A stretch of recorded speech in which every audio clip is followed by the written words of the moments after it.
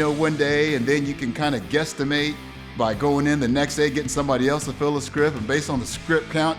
And everybody, I remember the people I was sitting with, we just looked at each other and we were like, dang, this guy is a straight up gangster. I mean, that's just brilliant.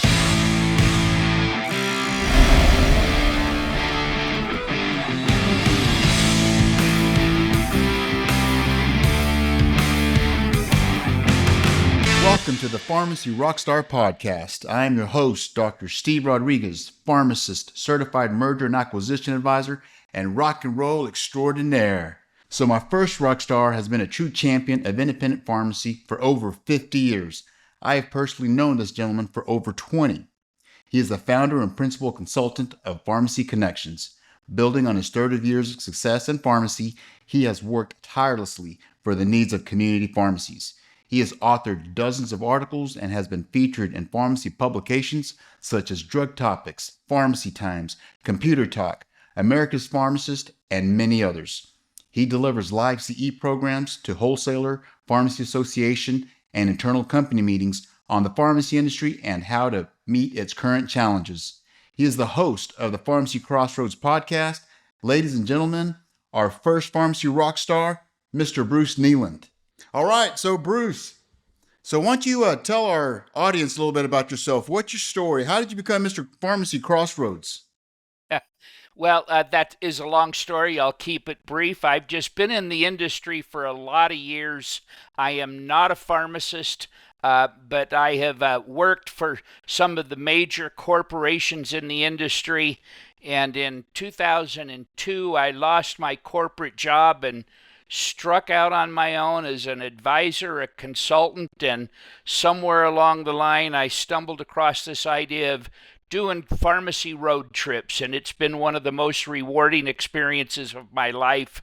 I visited about 200 pharmacies now on a formal, prearranged basis and just met some remarkable people. So I fell into this backwards and by luck. Yeah, whenever I came up, with the idea to do this podcast, I always knew that I wanted you to be one of the first people, if not the first person on my show, because I've always thought you were a rock star. In fact, I got to tell everybody the story about whenever you and I met and the first impression and the word that we used to describe you. I mean, I immediately knew you were what I consider a rock star, but man, we just thought you were brilliant and just straight up gangsters, was what one of the people called you. We were at an NCPA workshop in 2002, and we were asking questions, and then all of a sudden there's this guy in the back raising his hand and answering questions, for Doug Hoy, and Doug was there, and you started talking about techniques and ways to get an idea for a pharmacy script count, by going undercover, and you talked about you fill a script one day, and then you can kind of guesstimate by going in the next day, getting somebody else to fill the script, and based on the script count. And everybody, I remember the people I was sitting with, we just looked at each other and we were like, dang, this guy is a straight up gangster. I mean, that's just brilliant, but I immediately knew, I was like, this guy knows the industry. I mean, this guy is a rock star. And I just thought, man, that technique, that rocked. And I was like, I got to share that with the world, because I just thought that was brilliant. So thank you so much for sharing that at my first NCPA workshop. And God bless you. As I think back on my career, I don't know how many people will have seen the movie Forrest Gump, but I kind of view myself as the Forrest Gump of the industry. I've never been responsible for doing anything, but I've been in the room when a lot of neat things happened. And, so I've just been my good luck to be in a lot of really interesting places and meet a lot of good people. And, God bless America. I've been in the business for 50 years now. And I'm still going and still having fun. Yeah, that's awesome, Bruce. I mean, that totally rocks right there, because one of the people that I follow is a gentleman by the name of Grant Cardone. And I've been to many of his conferences. I've been to his shows where I've seen Oh my gosh. I mean, I've seen some of the biggest names in business at his conferences speak. And one of the first things that Grant talks about is just show up. Says, no matter what, I don't care if your eyes are bleeding, just show up and get in the room. Get in the room with authority. Get in the room where there's power. Get in the room where there's success. And it takes a special kind of person to be able to do that. But that's what you have done, Bruce. I mean, you have been that guy. You've been showing up and you've been doing whatever it takes to get in that room. And that's what I want my audience to know is that, you got to do whatever it takes. You got to get creative. You have to, if there's something that you want, go after it. Go get it. Don't let anything stop you. Get in that room. Do what you got to do to get in that room with those people that can help, make your dreams come true. And that's why I wanted to have you on my show, because I know you're one of those guys, you're one of those rock stars in the pharmacy industry that has that knowledge. And I want my audience to just to tap into that wealth of knowledge that you have there. Well, glad to be here. Let's get started. Awesome. Enough of the Awesome. compliments. I feel like I'm at my own funeral. My own funeral. Let's. Yeah. Oh my gosh. Yeah, I should have told everybody you're a comedian too, huh? Yeah. So Yeah. I'm glad to be here, and you've got some great questions for us to step through. So yeah. Awesome. Awesome. Well, all right. Well, Bruce, well, let me ask you. So when you think of the term rock star, like when you think of a rock star in business, like who do you think of? Like what comes to mind to you? Someone with your knowledge, your experience, like who's a rock star in business in your mind? Well, I've got a list of two or three that we may get a little bit more detail on, but in the pharmacy business, um, I've been associated with a couple people who I just marvel at. One of them I'll mention is a pharmacist named Chris Antipus. He works for Aste's Pharmacy in the Pittsburgh area.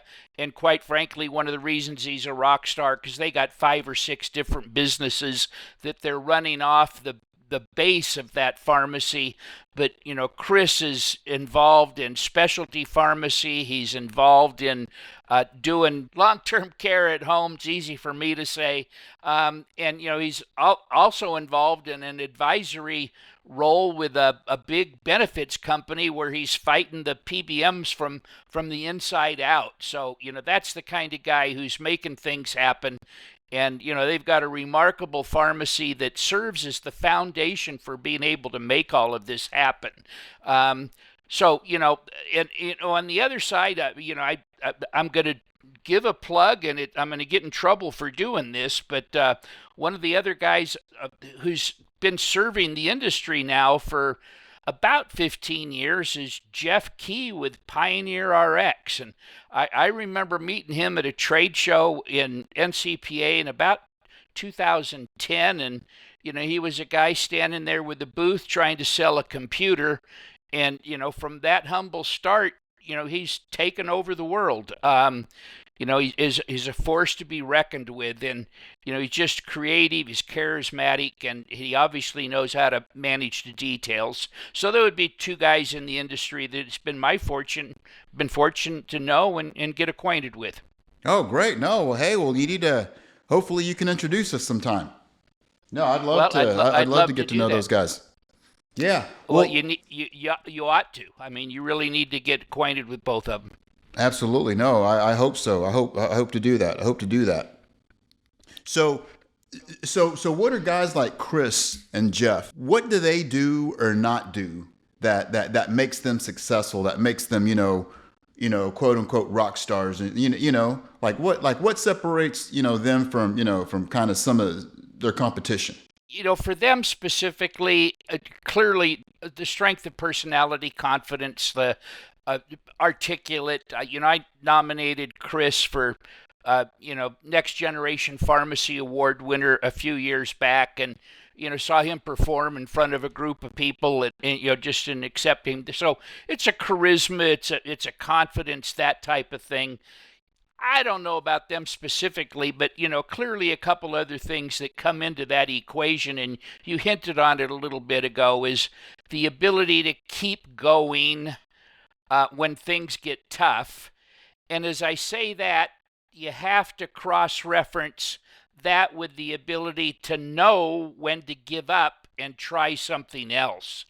And, to jump ahead a little bit, I think that's part of the problem that most pharmacy owners have is they're not trying something else. They're continuing to try to do what they've done. And, you got to keep doing what you've done, but you got to find time and make room to do something else because the pattern for success in this business has hit a brick wall, and we need to think differently. And we'll get off script here for a little bit. I'll tell you about that because it's something that hit me hard. I have this analogy that I've used in speaking to pharmacists, where I show a picture of a 1880s steam engine, and a picture of the Wright brothers airplane. And the point is that in the late 1800s, if you owned a railroad and you wanted to get rich, you laid more railroad track. And then along comes these guys who invent the airplane, and the process of trying to get started and become an airline company, which was doing pretty good by the 1920s. That's a business that the railroads should have owned. They knew how to manage and buy big equipment. They knew how to sell tickets. They knew how to build, terminals. They had all the core skills for becoming an airline. But by God, they were in the railroad business, and if they wanted to make more money, they wanted to lay more track. And that's where we are with pharmacy. I gave that presentation to a group of people, talked about how we have to figure out how to do new things, and the secret for success is not filling more prescriptions. And then I walk out on the trade show floor and start shaking people's hands and getting acquainted. And the second question I asked them was, after their name, where was their pharmacy, how many scripts do you fill? And that's how embedded that is in my mind. I can preach it, but I can't exercise it. And pharmacists have got to realize they've got to do something else besides fill prescriptions, like the railroads needed to realize they needed to do something else besides just lay more track. Now, the railroads have done just fine, but I think you understand the point. We've hit a wall, and we can't stop thinking, fill more scripts, fill more scripts, fill more scripts. Right. So I apologize for getting ahead of myself. No, that's great. No, that's great. Yeah, no, that leads into my next question, because basically, those guys were thinking outside the box. They were thinking, they're thinking ahead, they're thinking about the future. And so, being in business, one thing that I realized after I sold my store was that when you're a pharmacy owner, you're a business person first. Yes. You're a business person first, not a pharmacist.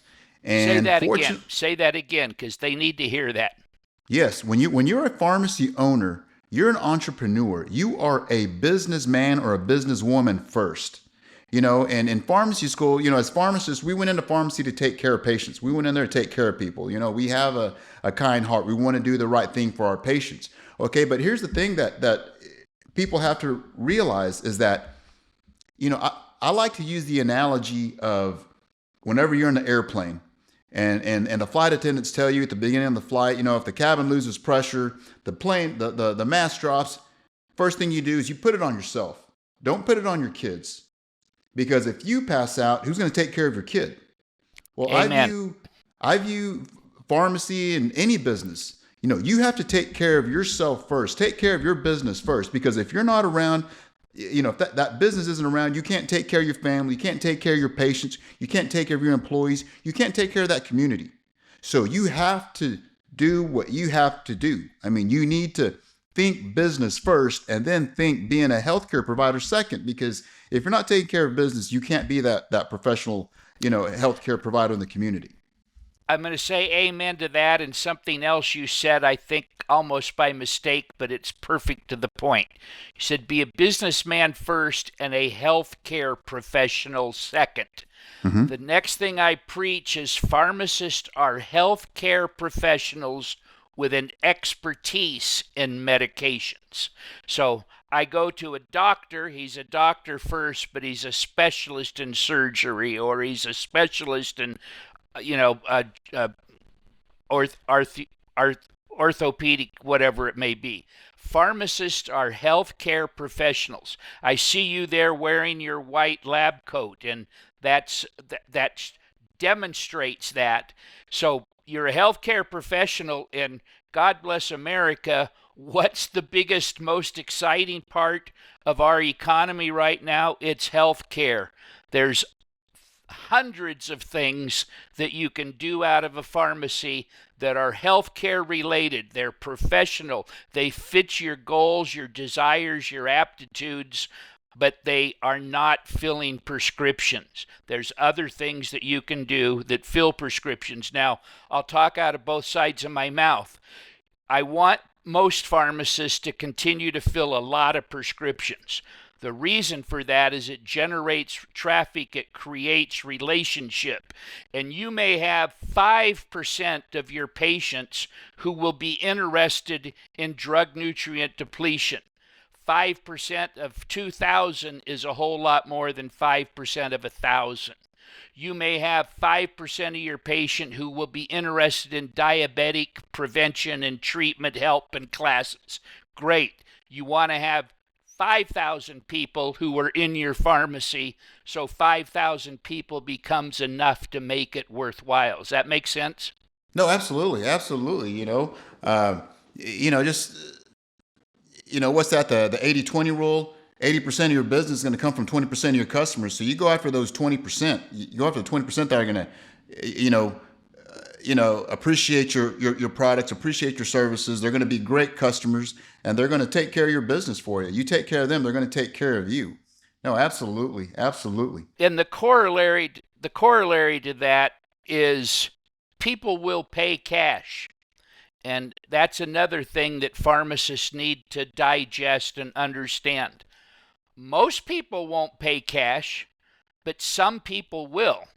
And, so again, if you've got a lot of people coming into your pharmacy, there's a small percentage of people who will pay for, a strep throat test, or will pay for, whatever it may be. So again, there's strength in those numbers that we're talking about. So yeah. Okay, and that leads perfectly into my next question. And I want to come back. I'm gonna come full circle on this, on what you just said in this question here. How important is sales and marketing to pharmacy? Yeah, absolutely critical. And we've chatted around this. So the point is that everybody knows what a drugstore is, and you can go to there to fill your prescriptions, and there's 20 places most people can go to do that. But if you're going to introduce uh, compliance packaging, those little med packs, if you're going to introduce point of care testing, if you're going to introduce drug nutrient depletion, people don't know to do that in a pharmacy. So, I mean, if somebody's serious about nutritional supplements, they go to GNC. And it just irritates the bejesus out of me that pharmacies can't own that GNC, slot, because drug nutrient depletion or nutritional supplements need to be coordinated with the prescriptions that a person's taking. And so the point is, I preach every pharmacy needs to have a lawyer, they need to have an accountant, and they need to have a marketer. Now, that marketer can be somebody on their staff, or it can be somebody that they hire, but you're not going to move forward into the new paradigm for pharmacy without somebody who can figure out how to present it and promote it in a manner that will be effective with people. I still marvel, and it happened to me just today. I'm doing some research for a client, and I'm going to pharmacy websites, and they will say on the website, "We do medication therapy management." And if 1,000 people look at that website, one person might understand what medication therapy management is.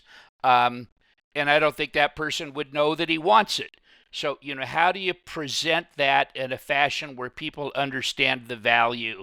And that's what marketers do. They figure out how to, and it's not just the printed stuff in the ads, it's the way you rearrange the store so that you have a private consultation area. It's the way you make the front of your store look. It's the exterior sign. It's the curb appeal. It's the whole package. A great example would be, I'm an old guy, so I remember when the Ford Mustang came out, and it was an instant hit, and they sold hundreds of thousands of them. That Ford Mustang was exactly the same car, i.e. engine, transmission, drivetrain, as the Ford Falcon. The difference is they put it in a nicer shape. So the mechanical stuff was exactly the same, but they made it look nice, and they sold a potload of them. They're still selling them 50 years later. So looks matter, and oh my gosh, when I travel and drop in on pharmacies, I see some pharmacies that are dead, dull, and depressing. Hey, and that's a nice little triad of things I just came up with. Dead, dull, and depressing. And you got to start by making your pharmacy look inviting. I agree 100%, 150% with everything that you said, but, going back to the sales thing, one thing that I learned after I sold my store, after I sold my pharmacy, I invested a lot in myself and learning more about sales and marketing. I mean, I did well on my exit, but if I knew now what I knew then, there's no telling, what I could have, would have done. But one thing that I learned, and I know this to be true, whether you're selling prescriptions, whether you're selling compounds, nutritionals, whatever, you can only sell your product or service to the degree that you are sold. Let me say that again.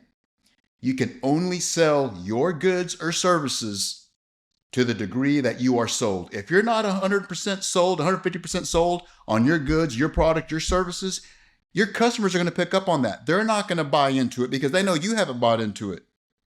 And so when you have a store that's dead, dull, and depressing, guess what that says? That says you're not sold on your business.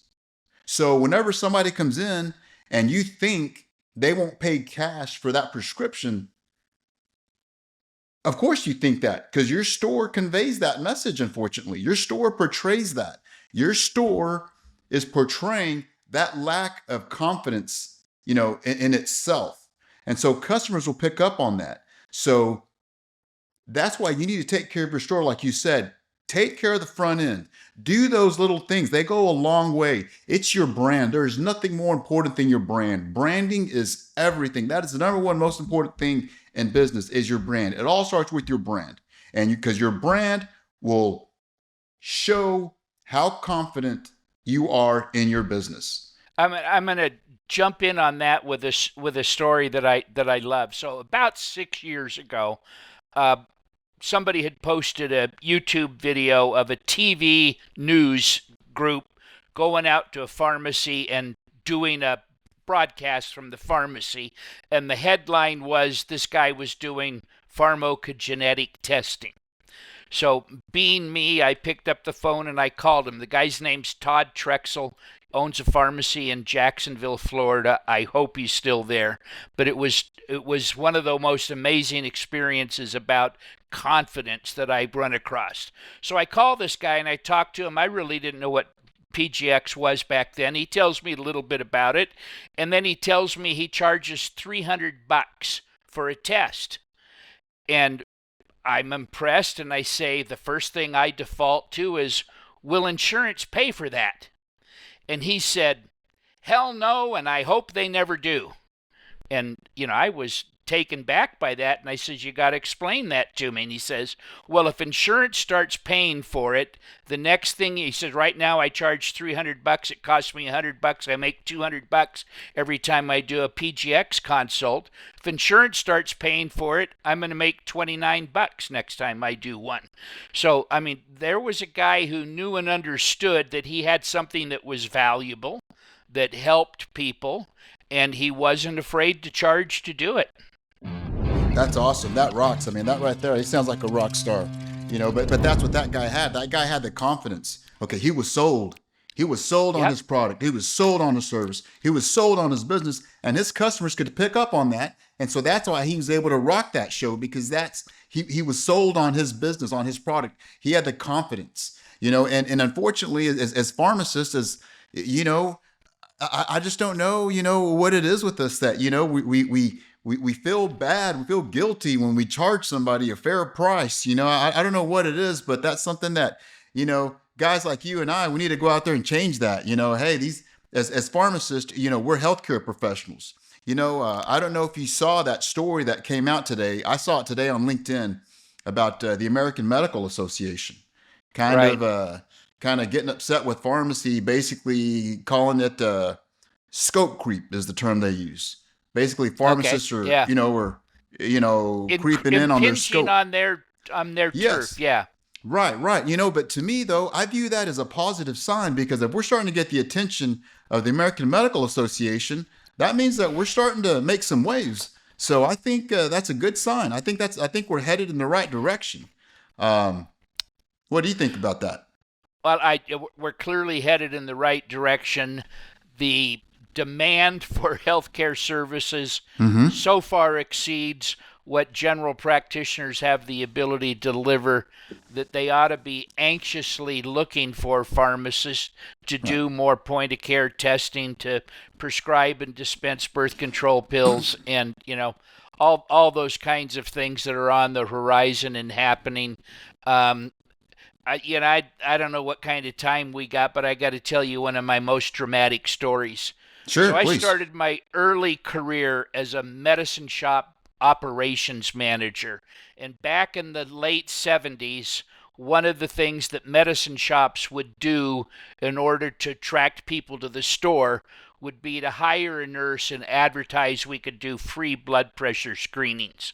So there were no blood pressure monitors in drugstores back in the 70s, and having a nurse come in and do a blood pressure screening was a novel, noble thing. And, we could promote one of these things, and, a good one would bring in 80, 100 people into the pharmacy, and you interact with them. And almost every time we did one, we found somebody with high blood pressure, and the thing you do is you call up the doctor and say, hey, Sally Jones is here, and her blood pressure is 240 over 102, and, I think you ought to see her. And the doctor would say thanks, and we send him over there, and then the person would come back with a prescription. So it was a real nice routine. But anyhow, I had a pharmacy that I went and visited who had done a very successful one in North Carolina. And the guy had one of those pharmacies that was in a building that was right next to the independent, general practitioner in town. And there was a door that the nurse from the doctor's office or the pharmacy could go over, back and forth. And I'm standing there talking with the guy, the owner, and the nurse comes, taps me on the shoulder and says, the doctor would like to see you. And so I thrilled. I'm going to get to meet a doctor and talk to him. And I walk into this doctor's office, and he's got wood paneled thing with heads of lions and tigers and bears and deer all on his wall. And he's literally sitting there behind a desk with a scowl on his face, flipping a pistol in his hand. And he says, are you the SOB who encouraged the pharmacist to do a free blood pressure screening? I said, yeah. And he says, you realize I charge $25 for people to come in and get a blood pressure in my office, and I don't like it that you're competing with me. And that's where we were in 1978. And you see the same thing 20 years later when people started doing flu shots. They were afraid that they were hitting on the doctor's turf. Well, now we own blood pressure screenings. Now we own flu shots. We own COVID shots. We're going to own point of care testing. We're going to own remote patient monitoring. We're going to own long-term care at home. The future is bright, but yeah, you're going to have to be bold. Absolutely, absolutely. And the thing is people know this already. Our industry knows this. As community pharmacies, as community pharmacists, we are the most accessible healthcare provider in the healthcare system. Yes. People can come to us anytime, 24 hours a day, 7 days a week. They have access to their community pharmacist. So yeah, it only makes sense, that things are going to kind of fall our way and things like that as the healthcare system evolves and changes.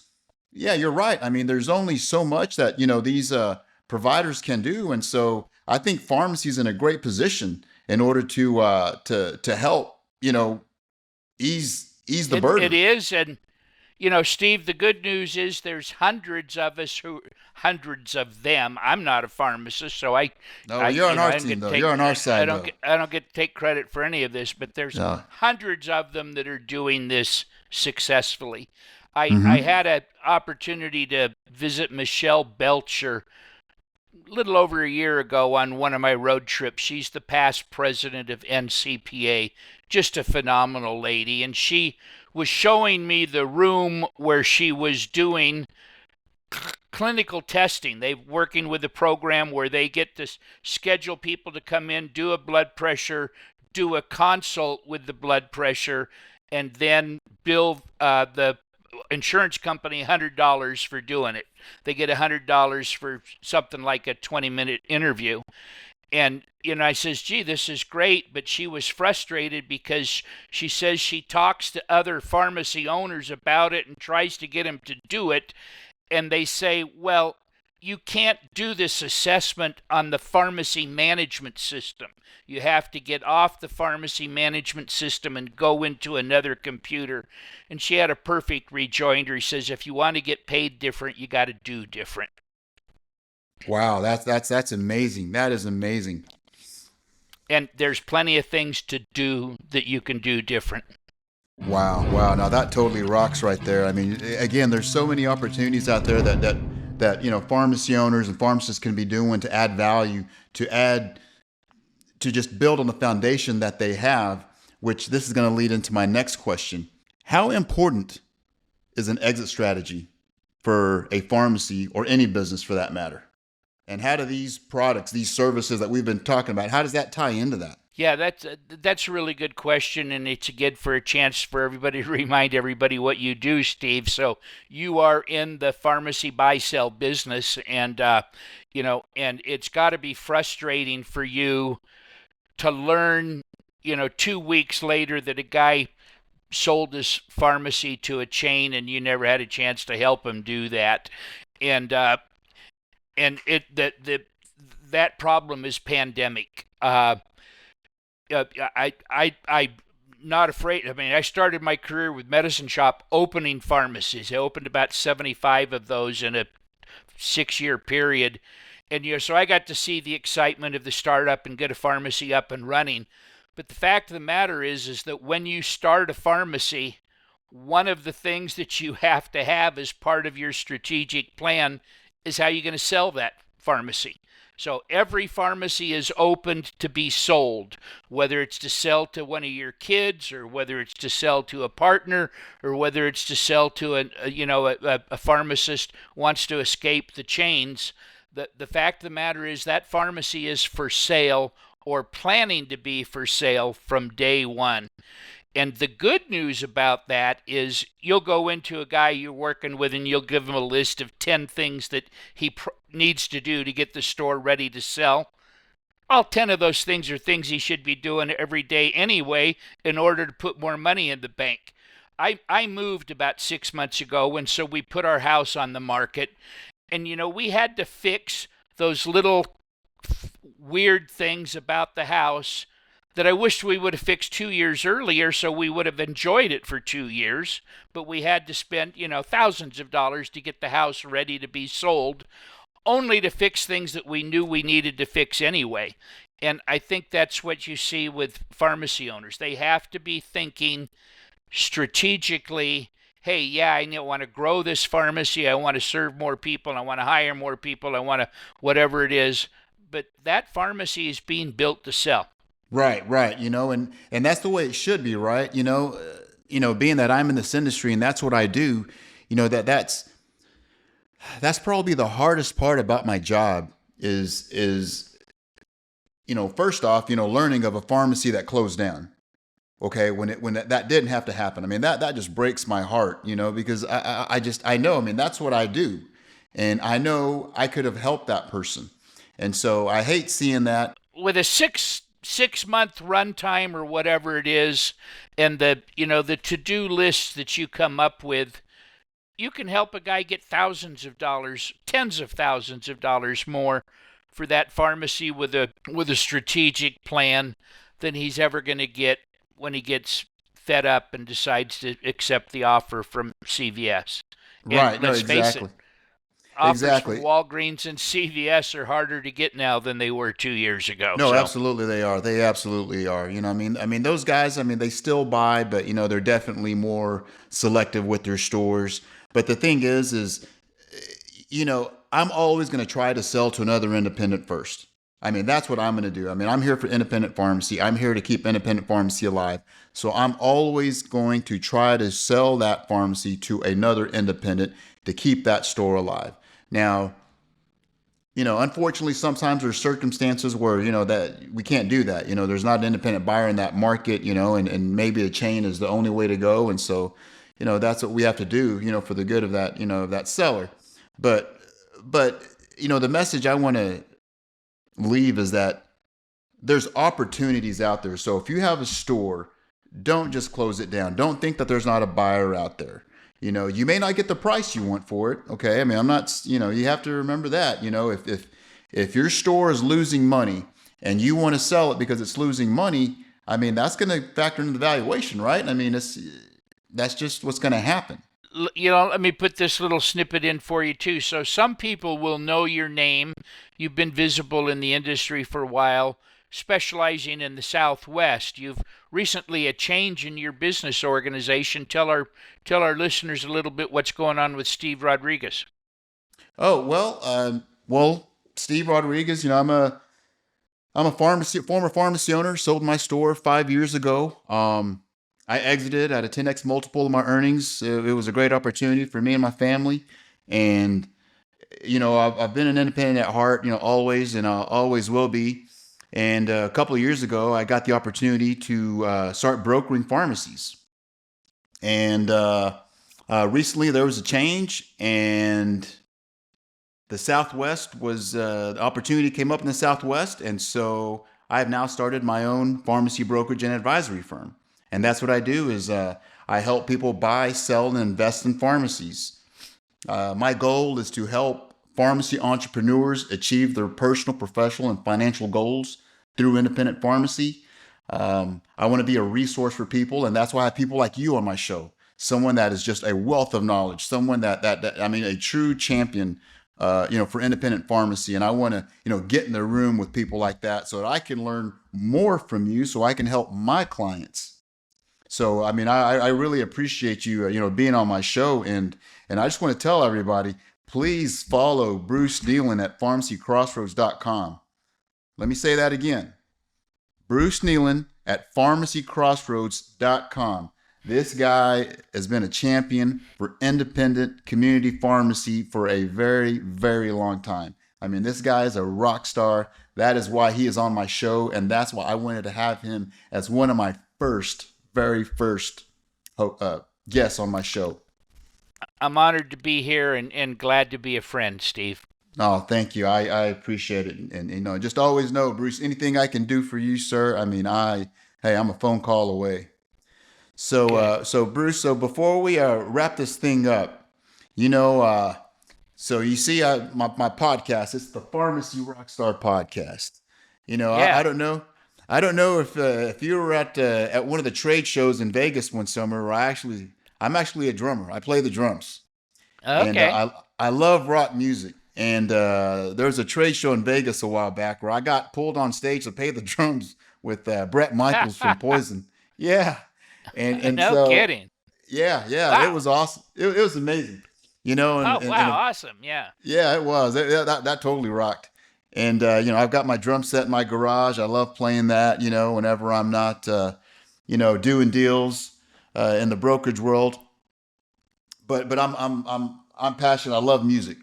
So I mean, I have to ask you, who Yeah. is your favorite musical rock star? I mean, I want to know, who is Bruce Kneeland's favorite, I'm rock star? old, so I get to do this, but Billy Joel or Elton John are the ones who have done a couple numbers that just hit me between the eyes or at the heart or whatever. Those So guys are awesome. Those guys they are. rock. In Yeah. fact, yeah, they're on tour.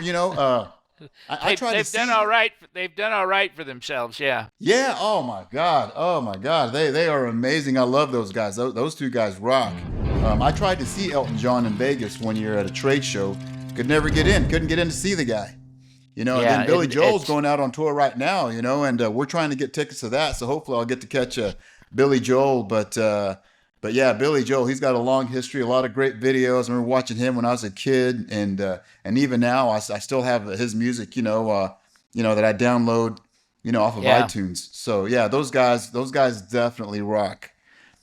I've got to Well, say though, probably my favorite pop song is Simon and Garfunkel, "The Sounds of Silence." yeah, yeah, okay, That's another one that speaks to my soul. awesome, The words awesome. of the prophets are written on the subway walls and tenement halls. So Nice, nice. I love it. I yeah, love it. Well, Bruce, well, thank you once again for being on the Pharmacy Rockstar podcast. It's been such a pleasure having you. I'm so glad we're able to make this happen. Thank you for being a friend, and I wish you all the luck in the pharmacy world. Folks, please visit my friend Bruce Kneeland at pharmacycrossroads.com. He is a true champion and rock star of pharmacy. Let's go. thanks so much, Steve. And anybody even remotely thinking about selling their pharmacy, you owe it to yourself to talk to Steve. Hey everyone, be sure to follow Bruce Kneeland on LinkedIn. Check out his podcast, Pharmacy Crossroads, and check out his page, pharmacycrossroads.com. Be sure to subscribe to the Pharmacy Rockstar podcast so you can stay up to date with every exciting rockstar we bring on. I'm Dr. Steve Rodriguez with BuySellRx.com. I help pharmacy entrepreneurs buy and sell pharmacies to achieve their personal, professional, and financial goals. This has been the very first Pharmacy Rockstar podcast. I really appreciate you tuning in, and we will see you next time. Rock on.